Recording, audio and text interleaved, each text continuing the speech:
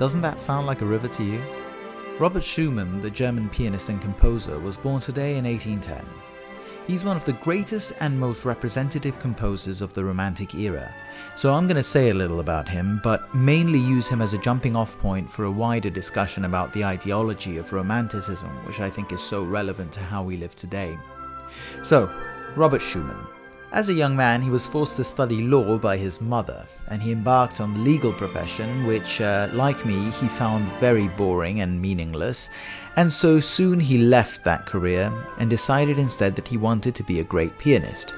So he hired a famous piano instructor who, seeing Schumann's talent, promised him that within 3 years he would be the greatest pianist in Europe. So that's a pretty confident teacher right there. But sadly, the teacher was wrong, and that was not to be, because Schumann's furious practice regimen caused some kind of repetitive strain injury to his hand, so he pretty much had to abandon the whole career path of being a famous pianist, which is a bit of a bummer if that's your dream. But it wasn't all bad, because in his time with this piano instructor, he met and then married the instructor's daughter, Clara, who was a brilliant pianist in her own right. So just a side note here, Clara and Robert Schumann are usually referred to together as a couple, and they were pretty much the classical music version of the House of Cards style power couple, you know, just with a lot more piano playing and without the murder. So his career as a pianist up in smoke, Schumann turned to composing, and boy did he have an aptitude for it, because within just a few years he was churning out heaps of brilliant avant-garde solo piano compositions. But he wasn't done, because Clara, who for his whole career was his biggest motivator and who was incredibly confident in her husband's talent, told him that he shouldn't waste time with the piano because it was too weak an instrument to express his incredible genius on. So she told him instead to turn his talents to orchestral music. And this is more impressive than it sounds, because doing a symphony as opposed to solo piano was something that required a level of discipline, of talent, of training and organizational skills that were well beyond that of most musicians. Think of a symphony and just imagine of all the instruments and all the individual parts that you need to understand and know. They all have to fit together harmoniously, and it all has to make sense as a whole. So composing a symphony is a monumental task for any musician.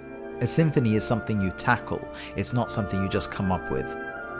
So Schumann tackled the symphony, and he ended up composing some of the greatest symphonies of any era. All was not well with Bobby Schumann though, because despite his clear success and talent, he was starting to go a little bonkers. So he was getting these auditory hallucinations, which sometimes gave him some really good compositional material, but he was also getting angelic and weird demonic visions. So it looks like he was suffering from some kind of schizophrenia, but also deep depression. So aged only 44, he was locked up in a mental asylum, where he lived in almost complete isolation until his death, just 2 years later. I don't know if you've noticed, but this seems to be a common thread with these 19th century artists. It's like all of their lives are shit. But anyway, this cursory overview is just to give you a little taste about Bobby Schumann. And if you're interested in his music, I would tell you to start with his third symphony, the Rhenish. It's programmatic music, which means it's music that tells a story or paints an impression, and in this case, it's an impression about the River Rhine, the quintessential German landmark. It's a river that is as much a part of the German national mythology as the Nile is to Egypt. But side note, what is it about musicians and rivers, eh? Because think about it, the Blue Danube, Smetana's Moldau River, Wagner's fixation with the Rhine. I don't know, but Western musicians seem to be obsessed with bodies of water. Maybe I should do a show soon, Rivers in Music.